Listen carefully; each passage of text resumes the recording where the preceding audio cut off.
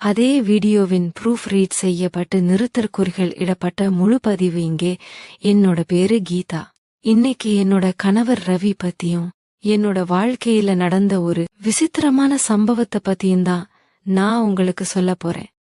ரவி என்னை விட சற்று வயது மூத்தவர்தான். இது 5 வருஷத்துக்கு முன்னாடி நடந்துச்சு. நாங்க ஒரு வாடகை வீட்ல வாழ்ந்துகிட்டு இருந்தோம். எங்களுக்கு குழந்தை இல்ல. ரவி இரவும் பகலுமா வேலை செய்வாரு. அவர் ஆட்டோ ஓட்டி நிறைய பணமும் சம்பாதிச்சிட்டு வந்தாரு. சில நாட்கள் போனதுக்கு அப்புறமா ரவி கொஞ்சம் வித்தியாசமா நடந்துக்க ஆரம்பிச்சாரு. அவர் வீட்டு விஷயங்களை அதிகமா கவனம் செலுத்துறதே இல்ல. சரியான நேரத்துக்கு வருதில்ல.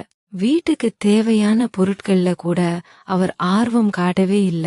வீட்டுக்கு அவசரமா வந்து வேக வேகமா கிளம்பி போயிருவாரு. அவர்கிட்ட இந்த வித்தியாசமான நடத்த என்னோட மனசுல சந்தேகத்தை ஏற்படுத்துச்சு.